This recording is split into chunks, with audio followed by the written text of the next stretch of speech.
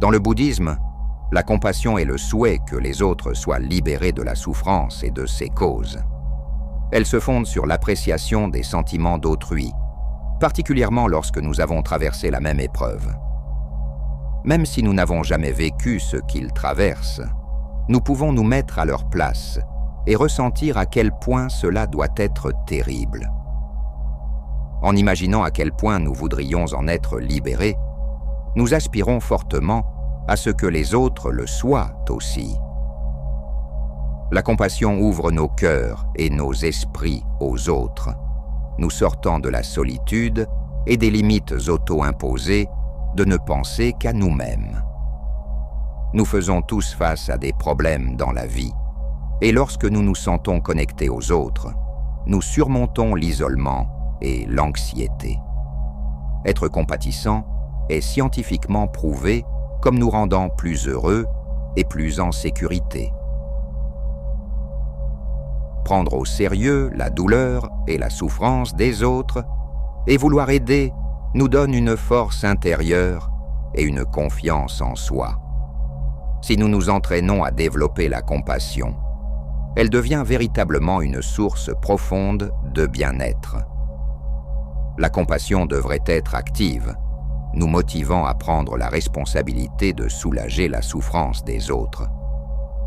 Notre capacité à aider peut être limitée, mais nous faisons quand même tout ce que nous pouvons, car il est insupportable de rester les bras croisés pendant que les gens sont malheureux et souffrent. La compassion est plus efficace lorsqu'elle est combinée avec la connaissance et la sagesse, afin que nous fassions le bon choix sur ce qu'il faut faire.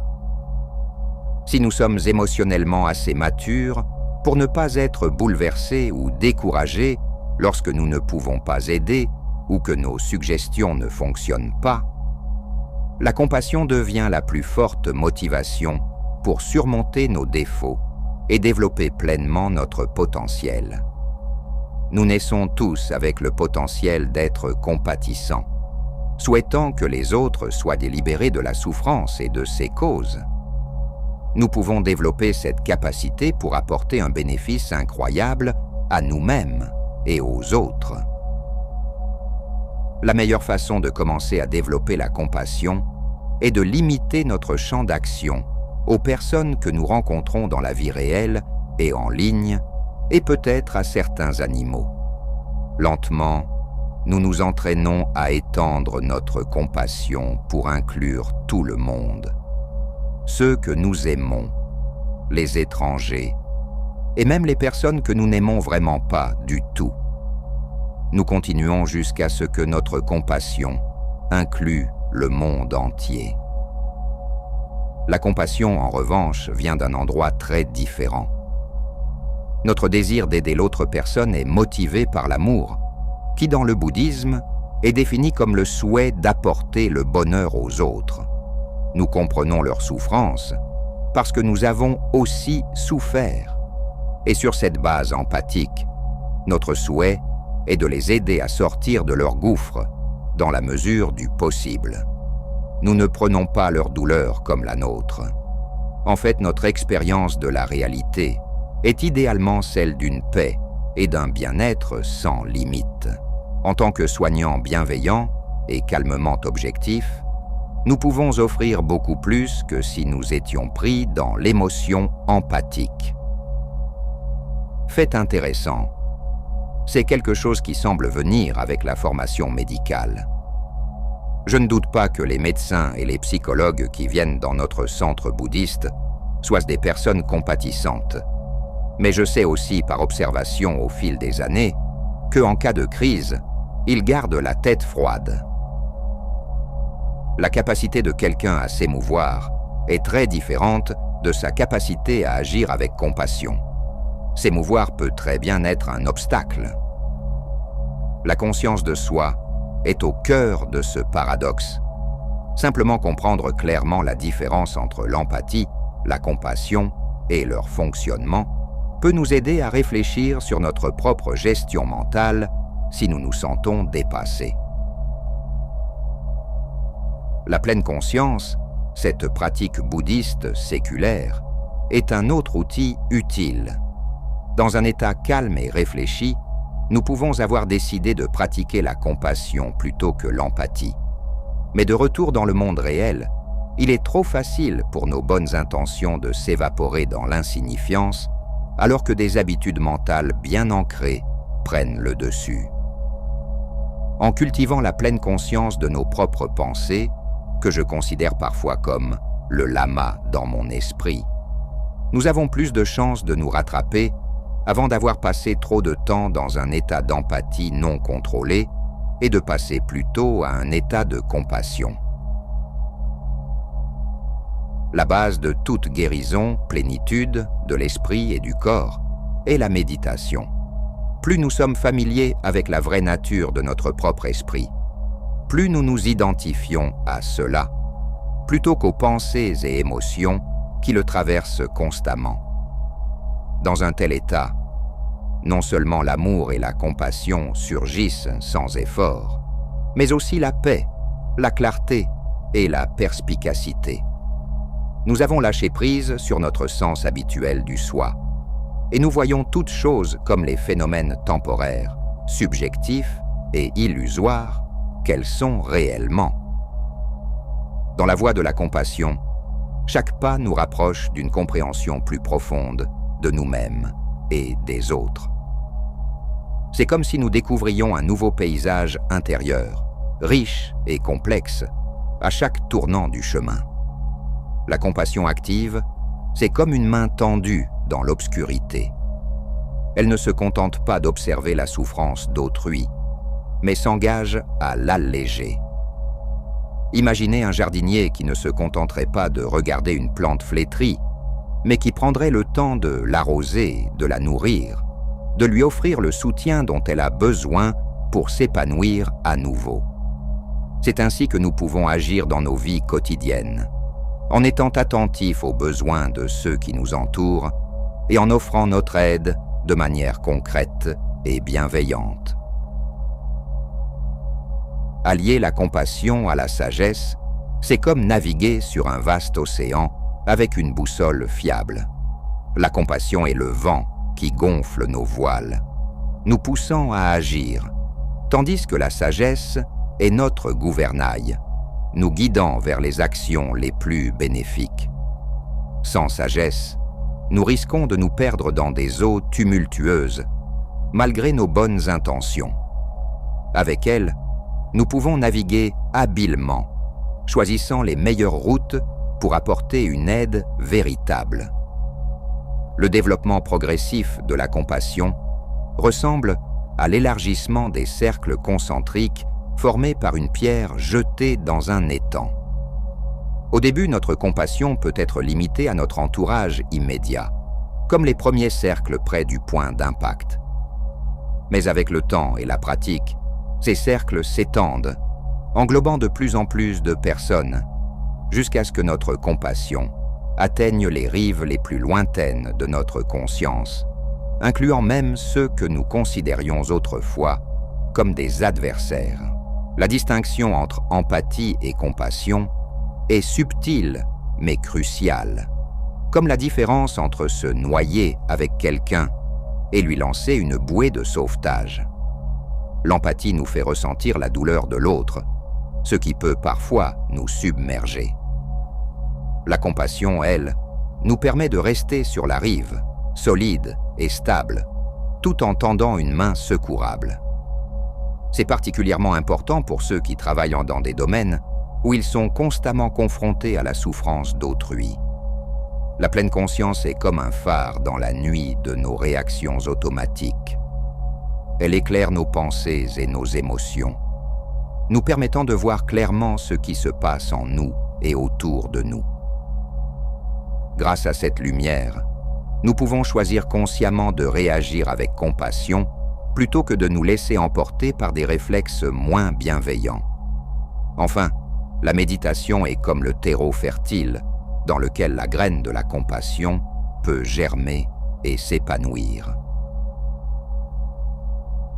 En nous asseyant régulièrement dans le silence et l'observation de notre esprit, nous cultivons un sol riche en conscience et en compréhension. De ce sol peuvent émerger les fleurs magnifiques de la compassion et de l'amour bienveillant, répandant leur parfum dans tous les aspects de notre vie. Ainsi, la pratique de la compassion est un voyage sans fin, une exploration constante de notre capacité à aimer et à prendre soin des autres. C'est un chemin qui nous transforme profondément, élargissant notre cœur et notre esprit, nous reliant plus intimement à tous les êtres et au monde qui nous entoure. Chaque acte de compassion, aussi petit soit-il, est comme une goutte d'eau pure dans l'océan de l'existence, contribuant à sa purification et à son harmonie. Le Bouddha historique, Siddhartha Gautama, a souligné que la compassion était une pierre angulaire de l'éveil. Il enseignait que la véritable sagesse est inséparable de la compassion et que la cultiver est essentielle pour briser le cycle de la souffrance et atteindre la libération. C'est comme si la sagesse et la compassion étaient les deux ailes d'un oiseau, toutes deux nécessaires pour s'élever vers l'illumination. Dans notre monde de plus en plus interconnecté mais souvent divisé, la pratique de la compassion n'a jamais été aussi cruciale. Imaginez une tapisserie complexe où chaque fil représente une vie individuelle. La compassion est le fil d'or qui relie tous ces fils disparates, créant un motif d'unité et de compréhension mutuelle. Pour cultiver la compassion dans la vie quotidienne, nous pouvons nous inspirer des enseignements bouddhistes. La méditation de pleine conscience, par exemple, peut être comparée à l'action d'éclaircir un miroir embué. À mesure que nous nettoyons le miroir de notre esprit, nous devenons plus conscients de nos propres émotions et de celles des autres, jetant ainsi les bases de réponses compatissantes. La méditation de l'amour bienveillant, quant à elle, est comme planter une graine de compassion dans le jardin de notre cœur. En arrosant régulièrement cette graine avec des pensées de bienveillance envers nous-mêmes et les autres, nous la voyons grandir et s'épanouir, étendant progressivement ses branches pour embrasser un cercle toujours plus large d'êtres. L'écoute active est un autre aspect crucial de la pratique de la compassion. Imaginez-vous comme une coupe vide, prête à recevoir les paroles et les émotions de l'autre, sans jugement ni interruption. Cette forme d'écoute est un acte puissant de compassion qui peut approfondir notre compréhension et notre connexion avec les autres. Bien que les bienfaits de la compassion soient évidents, sa pratique n'est pas toujours aisée. Parfois, nous pouvons nous sentir submergés par la souffrance des autres, comme un nageur luttant contre un courant puissant. Les enseignements bouddhistes soulignent l'importance de l'équilibre et du soin de soi pour maintenir une action compatissante durable. C'est comme recharger régulièrement une batterie pour qu'elle puisse continuer à alimenter une lampe qui éclaire le chemin des autres. Dans certains contextes, la compassion peut être confondue avec de la faiblesse. Pourtant, la véritable compassion exige souvent un grand courage et une grande force. C'est comme un arbre qui plie sous le vent mais ne rompt pas, offrant abri et soutien même dans les tempêtes les plus violentes. Les enseignants qui vont au-delà de leurs devoirs pour soutenir leurs élèves, en particulier ceux qui font face à des défis, incarnent la compassion dans leur travail quotidien. Ils sont comme des phares, guidant leurs élèves à travers les eaux parfois tumultueuses de l'apprentissage et de la croissance personnelle. Même dans notre vie quotidienne, nous pouvons trouver des expressions de compassion. Aider un étranger à porter ses courses, écouter un ami dans le besoin ou choisir des produits éthiques sont autant de petites gouttes de compassion qui, ensemble, forment un océan de bienveillance. En embrassant la compassion, nous ne soulageons pas seulement la souffrance des autres, mais nous trouvons également une plus grande paix, un sens et un accomplissement dans nos propres vies. C'est comme allumer une bougie. En éclairant le chemin pour les autres, nous illuminons également le nôtre. Alors que nous avançons dans nos voyages individuels et collectifs, rappelons-nous que chaque acte de compassion, aussi petit soit-il, se propage comme une onde, créant un monde plus empathique et interconnecté. De cette manière, nous pouvons tous contribuer à réaliser la vision bouddhiste d'un monde libéré de la souffrance, une action compatissante à la fois. Le chemin de la compassion n'est pas toujours facile, mais il est profondément gratifiant. Face aux défis complexes de notre époque, des luttes personnelles aux crises mondiales, la pratique de la compassion offre un phare d'espoir et un guide pratique pour l'action. Selon les mots attribués au Bouddha, si vous allumez une lampe pour quelqu'un d'autre, elle éclairera aussi votre chemin. En embrassant la compassion, nous ne soulageons pas seulement la souffrance des autres, mais nous trouvons également une plus grande paix, un sens et un accomplissement dans nos propres vies.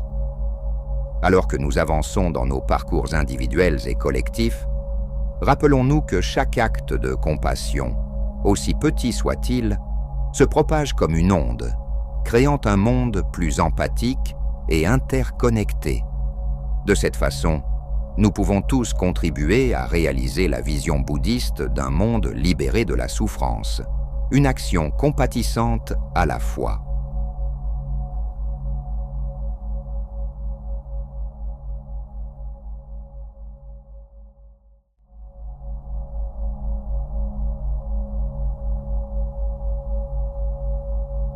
La vie est à la fois précieuse et douloureuse en même temps.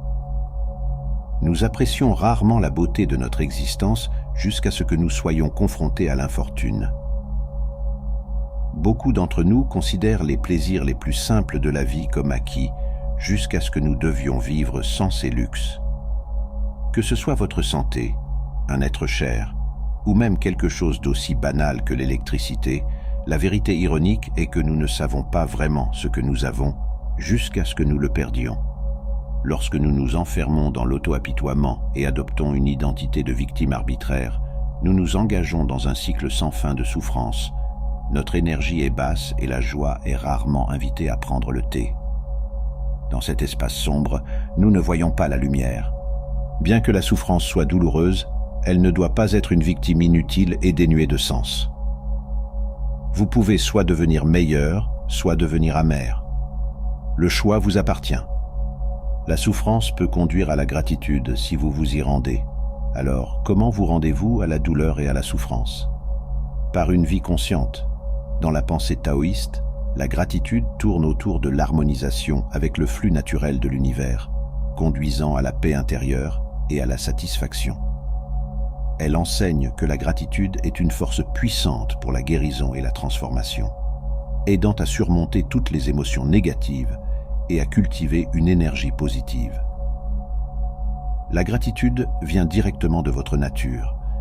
Un taoïste peut être reconnaissant et en effet peut être enchanté de témoigner ou de ressentir une petite partie de la merveilleuse richesse du Tao. Ce n'est pas une question d'éducation ou d'âge. Même le nourrisson le plus petit et le plus faible absorbe et exprime simultanément un coin du Tao. Un taoïste, alors, exprimerait sa gratitude, au sens de reconnaître et de se soumettre avec gratitude aux forces incontrôlables du Tao qui façonnent nos vies et produisent le bien ainsi que le mal autour de nous. C'est dans cet esprit que j'exprime ma gratitude. Il y a un dicton simple à garder à l'esprit. Le Tao aime une personne reconnaissante. La gratitude est l'amour, c'est de l'énergie, c'est de la joie. La gratitude est une grâce, c'est la voie du divin. Un simple merci est une reconnaissance, et une reconnaissance des bénédictions de la vie, peu importe qu'elles semblent grandes ou petites. La fréquence vibratoire élevée de la gratitude nous permet de sortir de la peur, de l'histoire du pas assez bien, nous permettant de voir la vérité de qui nous sommes. La gratitude est un médicament puissant. C'est une affirmation que la bonté et la gentillesse existent dans notre monde malgré tous les oiseaux de mauvais augure négatifs. En modifiant vos pensées pour vous orienter vers l'appréciation des gens et des situations qui vous entourent, et en générant une émotion forte de gratitude, vous venez de changer votre état d'être. Cette année, Nous devrions nous abriter dans nos bulles et rester près de ceux qu'on aime. Plutôt que de se plaindre d'une fête réduite, utilisons cela comme une opportunité pour redécouvrir la sagesse de vivre modestement et d'être reconnaissant. La petite gratitude est en surface, à l'extérieur. C'est comme quand quelqu'un vous a enseigné quelque chose qui implique un mouvement du corps, ou quelqu'un a fait quelque chose de physique pour vous. Cela concerne entièrement la dimension physique. Par exemple, quelqu'un vous a ouvert la porte, ou il vous a donné une place alors que vous étiez debout, ou quelqu'un vous a appris comment faire quelque chose physiquement, quelqu'un vous a aidé dans un match de jeu en jouant pour vous. Tout cela est fait physiquement. Cette gratitude résulte tous d'un bénéfice à court terme pour vous, et la gratitude est juste pour cette instance de bénéfice, mais rien de plus ne poussera. La gratitude moyenne est au niveau de l'âme, à l'intérieur du corps, ce qui signifie que c'est tout au sujet de la pensée, de la connaissance, de la logique, etc. Si quelqu'un vous a enseigné quelque chose qui entre dans votre âme, votre cerveau, alors c'est le type dont nous parlons ici. Cela vous bénéficie maintenant, et aussi plus tard, car la pensée peut générer plus d'actions physiques. La façon dont vous pensez change, alors vous agirez différemment pour beaucoup de choses. Un bénéfice peut s'épanouir en beaucoup d'autres. C'est pourquoi on l'appelle gratitude moyenne. Pensez-y, vos enseignants à l'école vous ont donné une leçon et vous ont enseigné en classe. Vous avez appris et devenu plus intelligent, c'est déjà de la gratitude moyenne. La grande gratitude est au niveau du cœur. Elle concerne la vie, les sentiments et même la direction de la vie. Si vous n'étiez pas entré dans la société XYZ, votre vie n'aurait pas cette nouvelle direction aujourd'hui. Si vous n'aviez pas été ordonné, vous n'auriez pas eu cette nouvelle direction d'être un taoïste dans votre vie. Quelqu'un a arrêté une balle pour vous avec son corps. Ils ont sauvé votre vie. Si ce n'était pas à cause d'eux, vous ne seriez même pas ici aujourd'hui. Si vous n'aviez pas reçu de l'aide de Ji-Si-Fu, l'esprit maléfique aurait pu vous noyer dans l'eau et vous tuer déjà. Toutes ces formes sont des formes de grande gratitude. Comment utilisez-vous la pleine conscience pour vous libérer de la souffrance et atteindre la gratitude? En étant dans le moment présent. Pour beaucoup d'entre nous, c'est plus facile à dire qu'à faire. Au lieu de cela, nous passons trop de temps à rumination sur notre passé douloureux ou à nous inquiéter de la possibilité de futures souffrances. Nous ne pouvons pas changer le passé et nous n'avons aucune garantie pour l'avenir. Alors, pourquoi vivre dedans?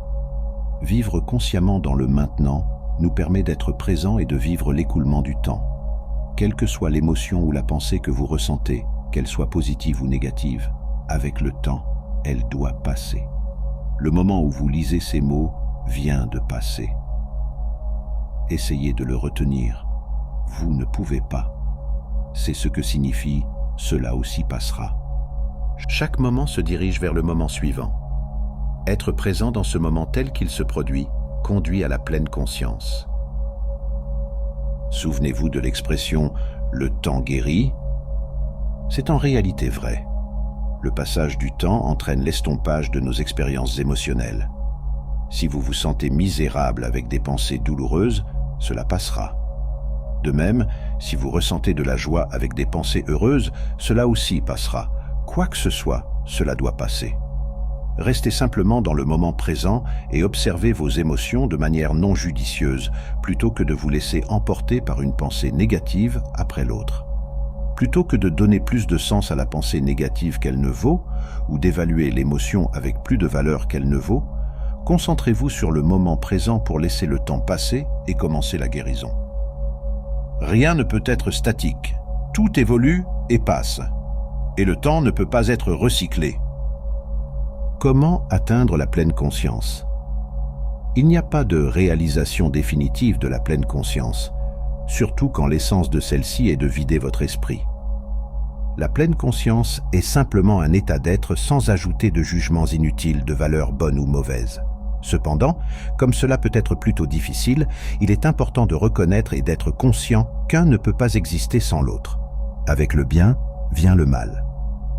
De même, sans douleur, on ne comprendra pas ce qu'est le plaisir. Atteindre la gratitude, c'est apprécier cette compréhension fondamentale. C'est le Tao d'une vie consciente. Parce que beaucoup de gens, quand ils disent « Oh, comment puis-je pratiquer la gratitude ?» et vous dites « Eh bien, faisons un journal de gratitude ou disons des affirmations de gratitude tous les jours, mais cela ne fonctionne pas. » J'ai un peu l'impression qu'ils ne vont pas fonctionner. À moins que nous ne traitions cette question de l'enfant intérieur, parce que nous pouvons passer une demi-heure par jour à faire un journal ou à nous dire des affirmations, mais ensuite, si nous retournons au même genre de discours intérieur négatif, si nous suivons la tendance de l'enfant intérieur à vouloir se prémunir contre l'avenir, à vouloir critiquer, à ne jamais reconnaître là où nous avons réussi, à ne pas vouloir se concentrer sur le spectre des choses positives, si nous conservons toujours cet état d'esprit comme notre système de fonctionnement dominant, peu importe le temps que nous passons à écrire des choses. Je suis tellement reconnaissant pour ceci ou cela, nous allons toujours revenir à la pensée étroite. Cela m'étonne toujours pourquoi ils sont si fortement biaisés vers ce point de vue négatif. C'est parce qu'ils ont vécu la plupart de leur vie dans ce point de vue négatif, donc si nous pouvons corriger cela et le ramener à la réalité, et avoir une bonne compréhension de l'adéquation, c'est un mot taoïste, être approprié. Si vous êtes dans une situation difficile, trouvons le moyen le plus efficace, la meilleure façon de sortir de cette situation. Voyons comment vous pouvez traverser cette situation. Ne soyez pas entraîné plus profondément en ajoutant plus de négativité sur vous, et c'est une pratique. L'une des meilleures façons de le faire, je crois, c'est la méditation. Je ne veux pas dire que vous devez rester assis les jambes croisées pendant des heures et des heures dans une pièce sombre. Mais la méditation, pour moi, et dans le taoïsme, consiste à apprendre à concentrer votre esprit, à apprendre à être dans le présent, à apprendre à vivre dans la réalité, à apprendre à accepter les aspects négatifs, mais aussi à accepter tout aussi les aspects positifs, à être dans un état de gratitude, à être ici en train de vivre cette vie fantastique, et cette vie fantastique comporte des difficultés extrêmes. Vous pourriez être en train de traverser l'une de ces difficultés maintenant. La sagesse ancienne célèbre la gratitude et la simplicité. Les anciens sages nous enseignent à être reconnaissants pour les choses simples et à célébrer l'abondance sans extravagance. Il s'agit d'un thème récurrent dans les récits des sages taoïstes, selon lequel on croit qu'ils exerçaient une influence invisible bénéfique pour le souverain et la société de manière subtile et mystérieuse. Le terme « vertu » ou « mérite caché » était souvent appliqué à une telle influence. Dans certains cas, cela était apparemment considéré comme lié à des compétences ésotériques. Dans d'autres cas, il semble avoir été conçu comme un pouvoir distinct et unique, avec des connotations presque magiques. Il convient de noter que de tels concepts n'ont pas été initiés dans la religion taoïste. Depuis l'époque de Lao Tse et de Confucius, on croyait largement qu'un sage incarnant un pouvoir moral suffisant pouvait exercer une influence bienfaisante et invisible dans toute la société.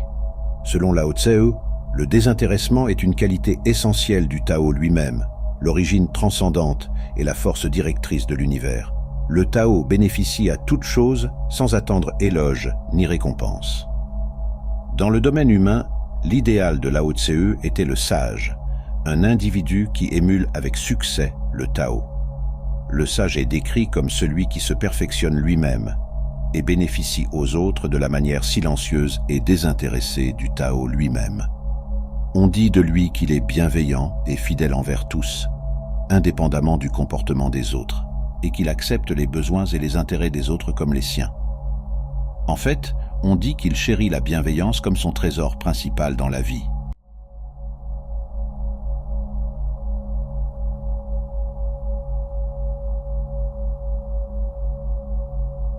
Les 4 nobles vérités sont le fondement de l'enseignement du Bouddha.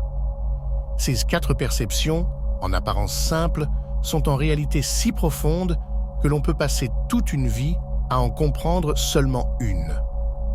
Le mot pali pour vérité, saka, signifie également réalité ou ce qui est réel. Ainsi, les 4 nobles vérités ne sont pas des affirmations philosophiques à croire ou à accepter. Le Bouddha les a plutôt enseignées comme des vérités scientifiques, comme la gravité, l'évolution ou les lois de la thermodynamique. Les 4 nobles vérités représentent des aspects objectifs et fondamentaux de la réalité que le Bouddha a réalisée lorsqu'il s'est éveillé. Ne pas connaître ces vérités, a-t-il dit, c'est avancer dans la vie comme dans un sommeil, répétant toujours les mêmes erreurs, sans savoir qu'elles vous apportent la souffrance. Mais ce n'est pas une coïncidence si ces 4 vérités sont appelées nobles. Les entendre est déjà le premier pas sur un chemin qui vous conduira un jour à devenir vous-même un être éveillé, un Bouddha.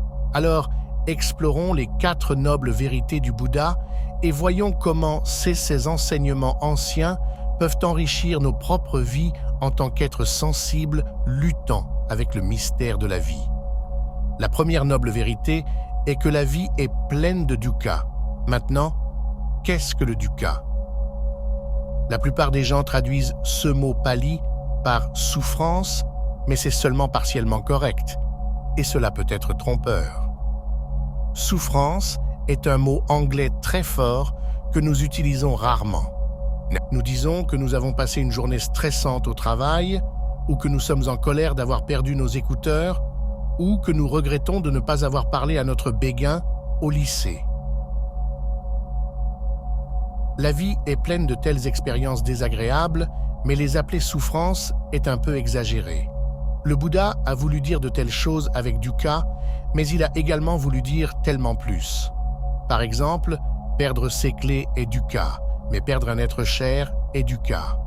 Regretter son choix pour le déjeuner est dukkha, mais regretter 30 ans de mauvais mariage est également dukkha. Se cogner l'orteil est dukkha et avoir un traumatisme à vie aussi est dukkha. Le point est que le dukkha peut être traduit par souffrance, mais aussi par insatisfaction, inconfort, stress ou désagrément. Toutes ces choses sont dukkha, mais le dukkha n'est aucune d'elles. Dukkha est un mot bien plus profond que toute traduction anglaise ne peut le suggérer. C'est un mot utilisé dans le bouddhisme pour désigner une réalité profonde de la vie, à savoir que nous n'obtenons jamais vraiment ce que nous voulons. Et même si nous obtenons ce que nous voulons, nous finissons toujours par le perdre un jour. C'est la première noble vérité du bouddhisme. Mais ce ne sont pas seulement les choses désagréables qui sont dukkha. Le Bouddha dit à ses disciples que même le plaisir matériel et spirituel est dukkha. Le plaisir que vous ressentez pendant un orgasme est dukkha. Le bonheur de voir naître votre enfant est dukkha. Même le plaisir d'apprendre les enseignements du Bouddha est dukkha. Pourquoi? Parce que rien de tout cela ne dure jamais. Pensez-y. Quel que soit le bonheur et le plaisir que vous atteignez dans la vie, que ce soit matériel ou spirituel, cela finira un jour par disparaître. Et quand cela disparaîtra, cela vous laissera avec la douleur d'être séparé de lui. Ainsi, tout le bonheur et le plaisir que vous trouverez dans ce monde contiennent en eux la graine du dukkha. Et vous ferez l'expérience de ce dukkha, si ce n'est pas maintenant, alors plus tard. Ce n'est pas une opinion, mais une réalité de la vie. Vous voyez, la première noble vérité du bouddhisme est bien plus profonde et sombre que ce que la plupart des gens réalisent. Elle dit non seulement qu'il y a de l'insatisfaction dans la vie, elle dit que même ce que nous croyons être le bonheur n'est qu'une forme différée d'insatisfaction. Le plaisir n'est que le masque de la douleur. La réalisation n'est que le masque de la déception. Le bonheur n'est que le masque du dukkha. Je dirais aussi qu'il y a une certaine vertu à se concentrer sur le côté sombre de la vie. Après tout, le dukkha est le problème universel auquel sont confrontés tous les êtres sensibles, en tout temps et en tout lieu. Dans son excellent livre « Ceux que le Bouddha a enseignés », Walpola Tero écrit « Un médecin peut exagérer gravement une maladie et abandonner tout espoir. Un autre peut déclarer ignoramment qu'il n'y a pas de maladie et qu'aucun traitement n'est nécessaire, trompant ainsi le patient avec une fausse consolation. Vous pouvez appeler le premier pessimiste et le second optimiste. Les deux sont également dangereux. Mais un troisième médecin diagnostique correctement les symptômes, comprend la cause et la nature de la maladie, voit clairement qu'elle peut être guérie et administre courageusement un traitement, sauvant ainsi son patient. Le Bouddha est comme le dernier médecin. Mais que fit le Bouddha après avoir découvert que l'existence est pleine de dukkha? Sûrement, un esprit moindre se serait effondré ici dans le nihilisme. Après tout, si partout où vous vous tournez, il n'y a que du dukkha et encore du dukkha, à quoi bon quoi que ce soit? Un nihiliste occidental recommanderait ici de se suicider. Mais même cela n'est pas une issue pour le Bouddha. Le Bouddha était, après tout, certain de la réalité de la renaissance et de la loi du karma. Se donner la mort, comme acte de violence, ne ferait qu'aggraver votre situation dans une vie ultérieure où le dukkha est encore plus intense. Donc, pris dans ce labyrinthe sans fin du dukkha, que pouvait faire le Bouddha pour améliorer sa situation? Eh bien, il a fait ce qu'il nous conseille à tous de faire. Il a dirigé son esprit entraîné uniquement vers le dukkha. Il a regardé, et il a regardé en profondeur. Et là, en plein milieu du dukkha, il a découvert la deuxième noble vérité, la soif. La deuxième noble vérité est que la cause et l'origine du dukkha est la soif. Vous voyez, le mot sanskrit pour soif est trasna. Et ce n'est pas une coïncidence si les deux mots se ressemblent tant. Soif dérive en fait de trasna et les deux signifient la même chose. Alors, que voulait dire le Bouddha par soif et pourquoi l'a-t-il vu comme la cause du dukkha? Eh bien, pensez à toutes les mauvaises expériences que vous avez jamais eues, peu importe leur ampleur. Une rupture, un accident de voiture, un examen raté, un enterrement. Peu importe à quel point ils sont différents, ils ont tous une chose en commun. C'est, dans chaque séance, vous vouliez que votre expérience soit différente de ce qu'elle était réellement. C'est la soif, le désir fondamental pour la réalité d'être différente de ce qu'elle estimait. Maintenant, prêtez attention. Ce n'est pas la soif des mauvaises choses, mais la soif elle-même qui crée le dukkha. Un moine a soif de l'illumination, un amoureux de son bien-aimé, une femme a soif d'un enfant, un trader de Wall Street d'un plus gros chèque de paix. Un homme a soif par amour, un autre par haine. Les détails n'ont pas d'importance. La soif est toujours à l'origine du dukkha. Tout ce que nous désirons nous apporte le dukkha parce que nous ne l'avons pas. Même si nous obtenons ce que nous voulons, ce n'est jamais aussi bon que nous l'avions imaginé. Même si ce que nous atteignons est aussi bon que nous l'avions imaginé, même s'il est meilleur, cela ne dure jamais. Les chemins du désir sont nombreux et sinueux, mais ils mènent tous aux portes du dukkha. Et cela empire encore. La soif est une addiction. Lorsque nos désirs nous apportent de la insatisfaction, nous n'y renonçons pas. Au contraire, nous avons l'impression que seul le désir et l'obtention d'autres choses peuvent nous apporter un bonheur durable. Bien sûr, cela ne se produit jamais. Chaque désir vient avec la promesse d'une vie meilleure. Mais le désir est comme le monstre mythique Hydra. Coupez-lui une tête et deux autres repoussent à sa place. Chaque désir est le combustible pour encore plus de désirs jusqu'à ce que nous soyons tous enflammés dans le feu du dukkha. Dans le sermon du feu, le Bouddha dit à ses disciples « Tout brûle, moine, tout brûle ». Maintenant, le Bouddha distingue certains désirs comme meilleurs que d'autres. Par exemple, le désir de devenir une personne meilleure, plus responsable et plus productif est moins nuisible que le désir d'alcool. Mais au fur et à mesure que l'on avance sur le chemin de l'éveil, il faut apprendre à se détacher même de ses ambitions spirituelles. La chose étonnante est que le Bouddha a conçu son enseignement de telle manière qu'on doit tout apprendre à travers une pratique difficile et longue. Et ensuite, on doit s'en détacher entièrement. Le Bouddha exprime cela dans sa célèbre métaphore du radeau. Il décrit son enseignement comme un radeau que vous utilisez pour traverser une rivière dangereuse. Mais que devez-vous faire une fois que vous avez atteint en toute sécurité l'autre rive? Emmenez-vous le radeau avec vous et le portez-vous partout? Bien sûr que non. Cela ne ferait que vous compliquer davantage la tâche pour aller plus loin. Il en va de même avec le Dhamma, l'enseignement du Bouddha éveillé. Au début, vous devez déployer de grands efforts pour l'apprendre et il vous épargnera beaucoup de souffrances. Mais une fois que vous êtes suffisamment avancé, il ne fera que freiner votre progression de rester attaché aux enseignements, aux concepts et aux pratiques, même ceux enseignés par le Bouddha. Une critique fréquente de la doctrine bouddhiste est la suivante. Si le désir est si mauvais pour vous, pourquoi les bouddhistes vous disent-ils que le nirvana est si désirable?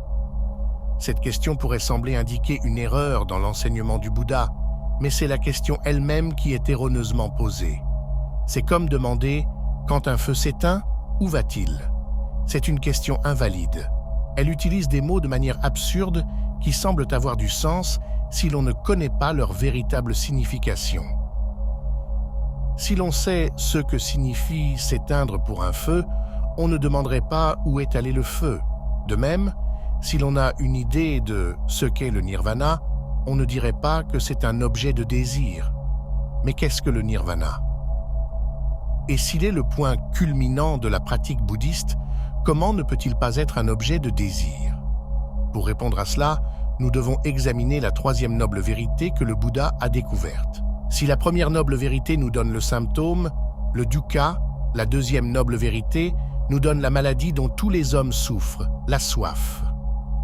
Les deux autres vérités nous diront ensuite la possibilité de nous guérir et ce qu'est le remède. En effet, la troisième noble vérité est l'une des revendications les plus extraordinaires et les plus affirmatives de la vie jamais formulée. C'est l'affirmation qu'il est possible pour un être humain de mettre fin complètement et pour toujours au dukkha. La troisième noble vérité vient de l'expérience directe du Bouddha après son éveil sous l'arbre de la Bodhi. Là, il découvrit une réalité exempte de toute soif et de tout dukkha. Ce n'était pas un concept ou une idée abstraite. C'était, en fait, quelque chose d'encore plus réel que ce que nous avons l'habitude d'appeler réel dans notre vie quotidienne. Le Bouddha découvrit une réalité parfaite qui est toujours et partout présente si nous avons les yeux pour la voir. Il l'appela nirvana. Le nirvana n'est pas seulement difficile mais impossible à expliquer en mots.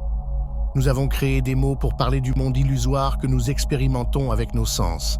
Mais le nirvana est ce qui est en dessous de toutes les apparences. Les mots ne peuvent que tourner autour, mais jamais entrer et survivre, comme des papillons de nuit autour d'une flamme. Cela rend certaines personnes mal à l'aise. Le sens littéral du mot sanskrit nirvana est « s'éteindre ».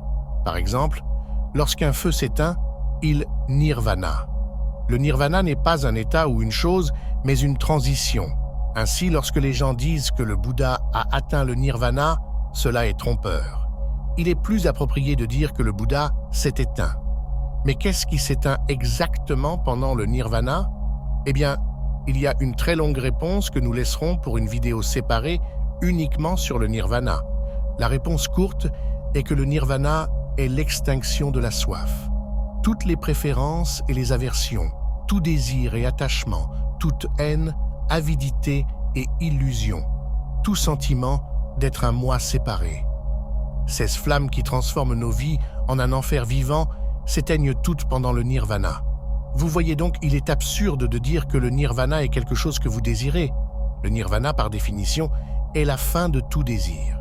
Donc, si vous désirez le nirvana, vous désirez une fausse idée dans votre imagination de ce à quoi ressemble le nirvana. C'est aussi quelque chose que vous devez abandonner pour que le dukkha prenne fin. En fait, même le désir d'être libéré du dukkha doit prendre fin si vous souhaitez que le dukkha prenne fin. Je sais, plus nous avançons dans ce domaine, plus les mots deviennent inadéquats. Cela donne peut-être l'impression que le nirvana est un état surnaturel, extraordinaire, auquel seuls les maîtres de méditation peuvent accéder. Il est incorrect de penser que le nirvana est le résultat naturel de l'extinction du désir. Le nirvana n'est pas le résultat de quoi que ce soit. S'il serait un résultat, alors il serait un effet produit par une cause, le nirvana n'est ni cause ni effet. Vous pouvez voir une lumière, mais la lumière n'est pas le résultat de votre vue. Le nirvana est une noble vérité. C'est un élément fondamental de notre réalité. Quand nous vivons dans l'ignorance, le nirvana nous semble étrange et exotique. Mais celui qui a enlevé la poutre de son œil, celui qui a développé la sagesse, peut voir ce qui a toujours été là. Et le Bouddha n'a pas seulement parlé du nirvana aux gens et les a laissés en suspens. Non, comme un bon médecin, il a donné des prescriptions détaillées sur comment on devrait vivre pour mettre fin à la maladie du dukkha. 6 disciples ont compilé toutes les prescriptions que le Bouddha a données à diverses occasions. Les premiers disciples ont mémorisé et organisé ces enseignements en un système qu'ils ont commencé à appeler la voie. Ce système avait 8 composantes majeures et ainsi ils l'ont appelé le noble chemin octuple. C'est ce chemin précisément qui est la 4e et dernière noble vérité. Les chrétiens utilisent un mot spécifique pour une action erronée. Nous l'appelons un péché. Mais le mot péché, surtout dans le passé, ne s'appliquait pas seulement à quelque chose de mal aux yeux de Dieu. Il avait un sens plus général qui s'appliquait à des choses qui étaient simplement imparfaites, comme un poème mal écrit ou une flèche qui ne peut pas voler droit. Nous avons ce même concept dans le noble chemin octuple, la 4e noble vérité du bouddhisme. Ce chemin est basé sur l'idée qu'il y a une mauvaise façon de vivre qui crée du dukkha et une bonne façon de vivre qui peut réduire le dukkha jusqu'à ce qu'il disparaisse enfin pour toujours. Cette division entre les actions mauvaises et bonnes n'est pas basée sur l'opinion subjective du Bouddha. C'est plutôt une théorie presque scientifique basée sur des preuves que vous pouvez inspecter vous-même. Aux yeux du Bouddha, la plupart des gens dorment en marchant à travers la vie, plongés dans la délusion. Ainsi, sans le savoir, ils vivent d'une manière qui crée du dukkha. L'enseignement du Bouddha était en effet un manuel sur la manière de vivre correctement et de minimiser le dukkha pour soi-même et pour les autres. Alors voyons de quoi ce manuel est composé. La bonne vue signifie avoir la sagesse de voir à travers les mots et les actions délirantes de vous-même et des autres. Aujourd'hui comme à tout moment, ce que la culture célèbre comme vertu et succès est généralement une imperfection et un échec déguisé. Aucune quantité de richesse matérielle, de productivité ou de plaisir ne peut vous débarrasser du dukkha. En fait, ces choses ont l'effet retardé de créer encore plus de dukkha. Pour voir cela, il faut de la sagesse et c'est une bonne vue. La bonne intention nécessite la bonne vue. Ce n'est qu'après avoir vu les choses telles qu'elles sont vraiment que vous pouvez vous créer les bons types d'objectifs. Le Bouddha a vu que l'homme est malade de soif sans fin et de dukkha, et donc la meilleure intention est de tenter de se guérir soi-même et les autres de cette maladie. Une fois que vous voyez les choses telles qu'elles sont et que vous avez les bonnes intentions, la manière dont vous parlez, agissez et vivez est calibrée pour vous sortir du labyrinthe de la soif et du dukkha. Et puis nous arrivons aux 3 dernières branches finales du chemin, qui sont un peu plus techniques. Beaucoup de gens, moi y compris, pensent que vous ne pouvez aller que jusqu'à un certain point dans votre compréhension du bouddhisme sans avoir une pratique de méditation. Cela ne signifie pas que la méditation seule mène au nirvana, mais c'est un élément vital de la transformation de la perception de la réalité. Il est significatif que les 3 derniers aspects du noble chemin octuple se réfèrent à la pratique bouddhiste de la méditation. La méditation bouddhiste mérite une vidéo entièrement séparée, donc pour l'instant, tout ce que nous devons comprendre est qu'il faut entraîner et transformer son esprit afin de saisir les enseignements plus profonds du Bouddha. Le Bouddha était un guérisseur spirituel, un guérisseur de l'esprit, et la méditation était sa façon de traiter l'esprit humain de l'infection de l'ignorance et de la soif. Il faut déployer des efforts importants pour développer la pleine conscience et la concentration afin de voir à travers les fausses croyances qui obscurcissent son jugement. C'est la bonne effort, la bonne pleine conscience et la bonne concentration. Le noble chemin octuple ne vous dit pas quoi faire. C'est plutôt une description de ce qu'est un être humain complètement éveillé. Tout ce que vous pouvez faire, c'est essayer d'imiter cette description jusqu'à ce que vous soyez progressivement transformé en un être humain éveillé vous-même. Et les 8 aspects du chemin ne sont pas séquentiels. Ils dépendent tous les uns des autres. On a la bonne vue seulement si on a la bonne pleine conscience. On a la bonne pleine conscience seulement si on a la bonne concentration. Et ainsi de suite. Comme l'écrit Walpola Tero, le chemin est une manière de vivre à suivre, à pratiquer et à développer par chaque individu. Il n'a rien à voir avec la croyance, la prière, le culte ou la cérémonie. C'est un chemin conduisant à la réalisation de la réalité ultime, à une liberté complète, au bonheur et à la paix parfaite grâce à la perfection morale, spirituelle et intellectuelle. Walpola Tero, ce que le Bouddha a enseigné. Dans l'intérêt de l'honnêteté, les chercheurs modernes ne croient pas que les 4 nobles vérités ont été enseignées comme telles par le Bouddha historique. Elles sont probablement une formule ultérieure créée par les disciples du Bouddha qui cherchaient un résumé mémorable de 16 enseignements. Que cela soit vrai ou non, ne nous rapprochera pas davantage de la liberté du dukkha. Mais prendre ces vérités à cœur dans notre vie quotidienne, cela pourrait bien nous être bénéfique. Rappelez-vous que le Bouddha est un surnom. Il signifie « celui qui s'est éveillé ». Mais réfléchissez un instant à ce que cela signifie réellement.